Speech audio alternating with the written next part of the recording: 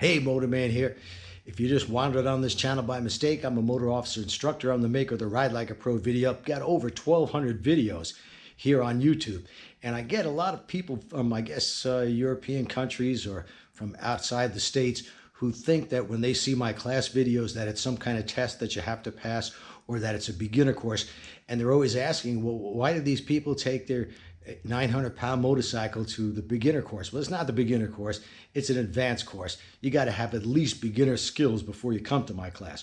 But I hear this mostly from European riders who look at the exercise and say, well, we have to do the exact same thing just to get our license here in the UK or Germany.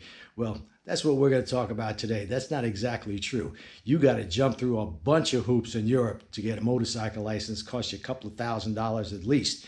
So we'll take a ride and tell you all about it. So, okay, if you're not aware of this, in Europe, the UK, Germany, and the Netherlands, and many other countries, in order to get a motorcycle license, they have what they call a tier system, where you have to start off with, I think it's 125 cc's, and then you take another written test, and then another riding test, and then you can go up to, I think it's 250, and then you got to ride for X amount of years, and then, I mean, you got to jump through so many hoops. Finally, you get your full motorcycle license, and it's, I think in England, it's like $1,000 if you don't go to a school, $2,000 if you do, because the school costs about $1,000, and then you could take your final test on a 650cc motorcycle. Now, why they go by cc's rather than weight, I couldn't tell you. But I know that, like I had a Triumph Bobber. It was a 1200cc bike. I mean, it handled like a toy. It was so much easier than this motorcycle, which weighs about 850 pounds. And it only weighed about 450 pounds. So they should go by weight, but they don't.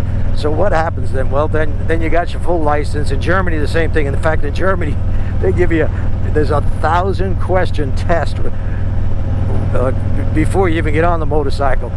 And you can only get 2 questions wrong.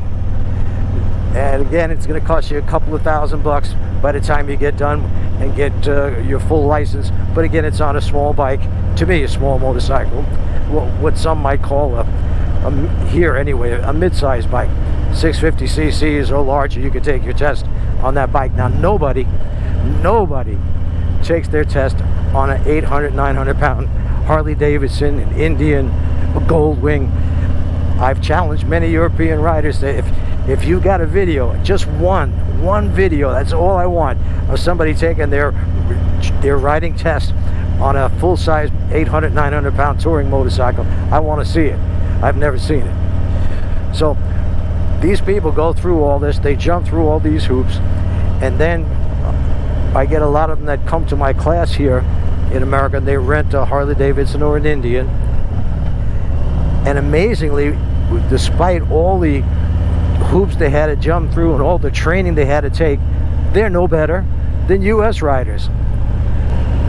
If you never practiced leaning, turning, and swerving quickly to avoid obstacles, you're not going to be good at those particular skills. Now, here in the US, every state is different, but at least here in Florida now, everybody has to take the 2.5-day motorcycle safety foundation course or a similar course. And they take those courses on, you could even take it on a 50cc bike, or generally they put you on a Grom, a 125cc mini bike, or a 125cc Kawasaki cruiser type motorcycle. And amazingly, people actually fail at their initial test. Some people take it 2 or 3 times just to pass it. But the other way to get a license in some states is just to take a little road test. You have to do a couple of U-turns. You got to weave through some cones and do a quick stop from, I think, 15 miles an hour or something like that. So that's the 2 ways you get a license here. Now, once you get, there's only one motorcycle license in America. Once you get that, you can go out and buy a Harley Davidson Ultra or Goldwing or whatever you want, Hayabusa, and many people do that. In fact, I would say more people go out and buy the biggest bike they could find than starting on something small like a, you know, if you went through that MSF course on a little 125 and you had any kind of problem, you definitely should not be on anything bigger than a 250, because 250s usually weigh about just under 300 pounds. But no, people go out and they buy the biggest, heaviest motorcycle they could find, and they start falling all over the place, and then they come to me and they want to know why they're having these problems. Well, they're having the problems because they haven't mastered the 3 techniques: the proper use of your head and eyes, looking only where you want to go, how to use the friction zone, that's the area of clutch travel between completely open and completely closed. We want to stay in that gray area at low speeds. And they haven't mastered the proper use of the rear brake. The rear brake helps you control the bike at low speeds.